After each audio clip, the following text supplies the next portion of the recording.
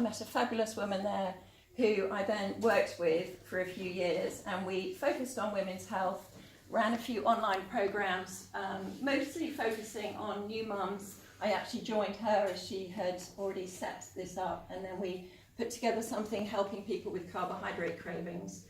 But I really wanted to step out and start up on my own, which is what I'm doing now. And you can tell I'm not a new mum. In fact, I'm somebody who has experienced quite a number of perimenopausal symptoms and continue to on occasion. So I thought that would be a great area for me to focus on.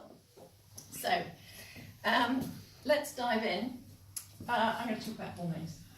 Now, anybody who's got husbands, brothers, sons, fathers, this may look very simple to you. Men have an on-off switch, and for women it's a whole lot more complicated. That obviously is not quite the case. But what I want us to think about is the fact that there is so much going on in our body from a hormone perspective. And our bodies are spending all their time trying to do a dance, really just keeping everything in balance. And what happens is we throw it a wobbly in one area and it has to compensate in another and keep everything in check. And as I said, it's a bit like your body trying to do a dance. Whenever you turn up a dial somewhere, it has a knock-on effect somewhere else. So we're going to look at that a little bit more. So I think this was when men were in charge of the endocrine system, really. They used to think it was simple. So as women, the only thing you had different was you had your brain, you had your ovaries, and that was all there was to worry about in terms of what it meant to be a woman. And I think it shows a little bit how little they understood about the endocrine system, that when you used to have a hysterectomy, they took your ovaries out as well. So it was, as you know, once you're done with menstruation, once you're done with procreation, you don't need those anymore. Let's just whip them out. Whereas in fact, we understand now that it is a whole lot more complicated than that. So within our bodies, we have multiple endocrine areas, and lots of these endocrine areas. So an endocrine area is an area that produces hormones. Lots of these endocrine areas produce more than one hormone. So if we just take if we look at estrogen, estrogen is not just produced in the ovaries. It's also produced in your fat cells. It's also produced in your adrenal glands. It's also produced to an extent in your muscles.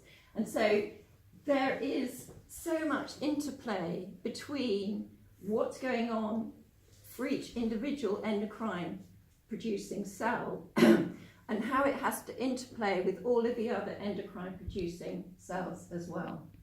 So we have our endocrine sites. We also have, some water here. We also have relationships between hormones. So it's not just that these hormones get produced. When we think about what's happening with a hormone, it's a multi-step process. So the hormone has to be produced. It then has to be transported. Now, hormones can either be water-based or they can be fat-based. A lot of our hormones come from cholesterol, so there's a fat-based. I think you know from doing anything that fat and water don't mix. So our blood is basically water. So for those hormones to travel around our body in an aqueous environment, some of those being fat cells or fat-based, they have to be able to operate and transport in a water-based environment. And they do that by, you get these little, you can almost think about it like a bus. So you get these buses that transport hormones about your body and that enable them to be able to do that in this liquid environment. And you have, so transport is another big problem that we have to worry about. You also have relationship between hormones. So you have insulin, which influences estrogen and cholesterol. You have thyroid hormones, which influence and have knock-on effects again to estrogen, also to progesterone. There are multiple kind of relationships that I could pull up here, but just to give an indication that you have this relationship that's going on between your hormones. A huge factor is external factors and how our external factors influence our hormones. So just to take one specific factor, I mentioned that lots of hormones derive from cholesterol. So particularly all your sex hormones, they are manufactured from cholesterol. Okay, so if you're on a statin, you might want to think there's a certain amount of cholesterol that you do need to be able to produce these hormones. Cortisol, which is one of the main stress hormones, is also produced from cholesterol.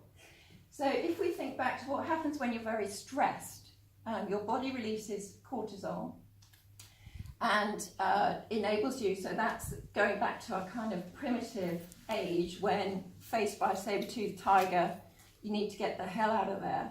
So body produces cortisol that has a big impact, and I think lots of you will know from when you've been really stressed some of the things that happen with cortisol. So one of the things that happens is it stops your digestive system. It can also precipitate an evacuation. I don't know if anybody had to run to the loo when you're particularly nervous, but it does happen. It also can shut down your immune system because it's got to focus all that energy on that fight or flight. And it also shuts down your sex hormones, because let's face it, if you're in a fight or flight situation, you don't need to go making babies. But what happens in today's world is that the stress that we're surrounded by is not a momentary, I've got to get out of this situation, but it's daily stress that comes up the whole time. And so our body is being put in a situation that, to be honest, it wasn't really designed for, and that can cause a lot of disruption to all of these hormone paths, because this production of cortisol tends to take priority in a stress situation. So we have to be aware of external factors. There are other things, particularly things like toxins. So with our hormones, they have to float around the body and then they have to get into a cell. And they have hormone receptors that are little kind of things that the hormones slot into.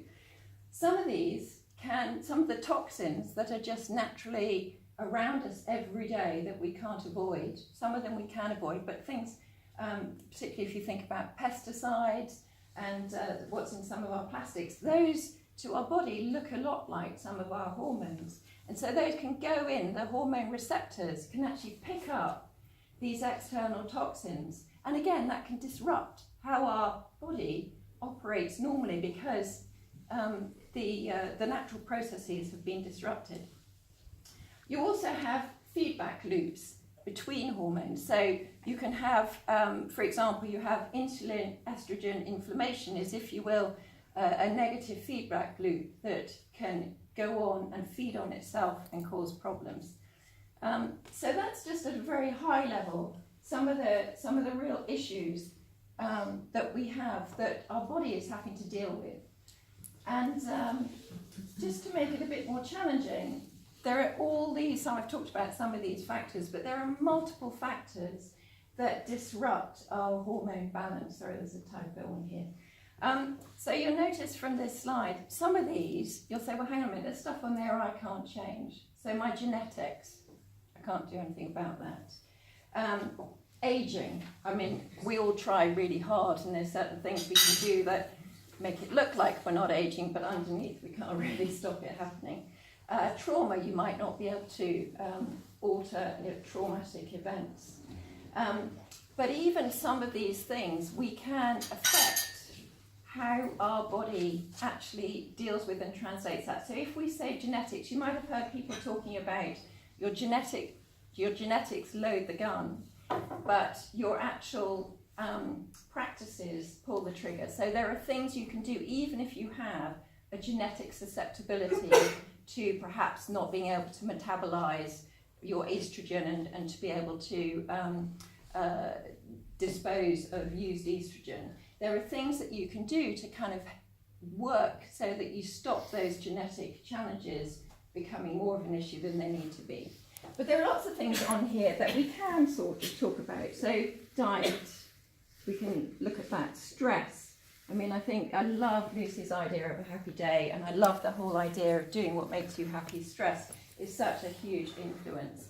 Toxins, inflammation. So these are all things that we can do some things about.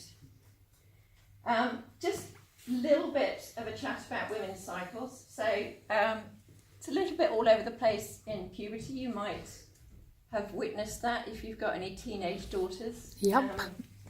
That they might, in terms of when their periods start, for lots of people it takes quite a long time for things to settle down. They might have very long gap between periods and then a short. My daughter said to me the other day, Mum, I haven't had a period for 6 weeks and I know I'm not pregnant. I'm like, thank goodness for that, she's 14. But, yeah. You know, it was very unusual for her because she's actually had quite regular periods and she didn't understand, why is this suddenly not been as regular? I used to be really regular, and it's still because all of her hormonal patterns are just settling down. And then we do have a long period when really it can be very normal. It depends a little bit, obviously, what you do in terms of contraceptive practices, and obviously that's not going to be the case when you're pregnant. But then we get to this perimenopausal stage, and it is all over the shop again. And what's happening is your estrogen levels are going up and down. Your body is trying to extract the last of those eggs in the ovaries, and so it's kind of doing everything it can hormonally to instruct the ovaries to come and push out those last eggs. We've got to see if we can get another baby going here. And you've also got, possibly at this stage in life, some issues that have been slowly building up over the course of time that are starting to reach a critical mass. And so those will be influencing and coming out in how your hormones manifest themselves. And so this perimenopausal stage, it can take 6+ years, and it has lots and lots and lots of different symptoms. So the ones that most people will focus on and be aware of are things like hot flashes and night flashes, and that obviously is a very unpleasant experience to have. I know I certainly really struggled with mood, and so, you know, my husband would come home at the end of the day and I just would say, I can't cope with this anymore, I'm out of here, these kids are all yours. And it wasn't necessarily that they were doing anything different, it was just that I was suddenly no longer able to cope, and my coping mechanisms that I've been used to just weren't working, and I just would become anxious, palpitations, extremely cross for no reason. At least my children would tell you there's no reason. Other issues, so mood might be influenced. You might have dry skin. You may be troubled with a dry vagina. So there are really challenging and quite negative aspects that can go along with menopause. And like all these things, we're all different. We have different bodies. We've got different genetics. We have had different lives, different stresses, different food, different diet, different experiences. Our whole bodies are all manifest differently, even if we kind of came out quite similarly, although we don't because of everything else that's gone on in our parents and pregnancy background. But there are lots of different issues from a menopause perspective. So I've kind of painted quite a black picture, I think. I've kind of said, you know, there's all this stuff going on. Lots of it's negative. Our bodies are working so hard to keep everything in balance. What can you do? So there's quite a lot you can do, and I think this is where we really need to kind of bring hope. And this is not a full slide. I've just kind of put some of the kind of headline things that you can focus on. So I've just picked out 4 areas to kind of look at. Stress. Stress is key. It is such a disruptor in our body to so much of what goes on. And I don't know if anybody's been watching anything that Dr. Chatterjee's been doing. He's come out with a new book on stress, and it is just so important. Absolutely delighted we're going to be doing some meditation today, because that is one of the things that if you can build that into a daily practice, which I don't, but I'd like to learn how to do. Breathing. I have to say, I have been consciously trying to use breathing a lot over the last month or so, and it's very simple, but it really, really, really works for those times when you're just feeling stressed and overwhelmed and you don't know what to do about it. So key thing is to breathe in, breathe out for longer than you breathe in. And so if you can breathe in for 4, hold for 5, breathe out for 6. And do that just slowly, methodically for a few breaths. That can really, really help in the moment. Talked about socialising. Fabulous. Just feeling good, socialising, getting out in the outdoors as well. Something else that can help people with stress is really looking at your planning and journaling. And I don't know what it says about me, but my lovely husband gave me a new planner last weekend.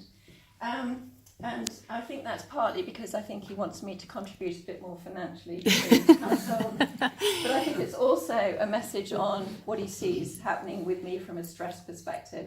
And so I find at the beginning of the day, if I can just map out my day, think about what I want to achieve, and put it down in concrete rather than just my scribbled to-do list, it's a lot more effective, and it helps me not to feel overwhelmed. I hate to bring up caffeine and alcohol. They're wonderful things, but they also do have a negative influence on our body. So I think we just need to approach both with caution and awareness. You might think it's a bit odd to have here, don't over-exercise. Exercise is fabulous. Being in the outdoors is amazing. But for some people who are pushing that exercise button to the limit every day, that can be very stressful for your body. And sleep is so important. Sleep hygiene, having good sleep habits, having some practices that help. Most people do wake up in the middle of the night. It's not an abnormal thing to do, but having some practices that you can exercise and to calm your mind down and get back to sleep is so important. So stress is a big area to kind of think about as you look to what can I do to kind of manage hormone. Just on that front as well, there's lots of good studies from a menopause perspective between CBT and menopausal symptoms as well, and obviously part of that is managing the whole stress side. So another area, I talked about inflammation and the impact that has on your hormones. It's huge. And so there's lots of things we can do to remove inflammation in our bodies. And I'm not just talking when you kind of have a cut and that's all inflamed, but inside our bodies we have huge amounts of inflammation that they're trying to deal with every day. So removing stress is a key part of managing inflammation. Another is to really focus on real food. So cutting down on sugar, cutting down on processed food that I know lots of people do already really helps to manage inflammation. Omega-3, I mean, that's just almost, I would think, a wonder drug. It's a very anti-inflammatory oil and fat. Fat's a whole other issue, but something that you really need to look at particularly is your omega-3 to omega-6 ratio. So omega-6 oils, lots of the vegetable oils that you would get in the store, anything that's kind of on that rack that's very pale, very highly processed, sunflower oil, corn oil, all of those, really try and take those out of your kitchen. We need to manage our omega-3 to omega-6 ratios. Happy to talk to anybody about that afterwards. Caffeine, alcohol, lots of colourful vegetables. So phytonutrients are fabulous for helping to manage inflammation. So really try and eat the rainbow. Get lots of colours and different vegetables on your plate. Okay, so moving along. Sorry, I'm just talking 19 to the dozen. Is that because you were only given 20 minutes to share 3 years of... Am I making sense? Yeah, it's really interesting. Yeah. It's great. Okay, good. So, your gut. Okay, this funny thing. Lots of people say, you know, as humans, we are actually just a tube, you know, and inside us is a very squiggly, long tube that does so much for us. So we really need to support our gut. It is where most of our immune system resides. It's where a lot of problems that arise if you've got autoimmune diseases and things like that, lots of those will start in the gut. And so we really need to think about it and do everything we can to make sure it's in the best shape possible. So you need to address issues if you've got bloating, if you've got cramps, actually looking at your stools and seeing what kind of form your stools take can give you a lot of information about your gut and tell you some things that you need to do. It's obviously not something that one can talk about generic. Well, you can talk about it. I could be here for hours, so I won't go into the individual details, but there are lots of things you can do to address it's not normal to, at the end of a meal, feel really uncomfortably bloated and the next day still look like you're 4 months pregnant. You know, you don't have to do that. So if we think about what happens in our gut, so we have our esophagus, we have our stomach, we have our small intestine, our large intestine, just breaking it down to big chunks. So a lot of that digestion happens through enzymes. So up until the small intestine, it's really enzyme based that the digestion is happening.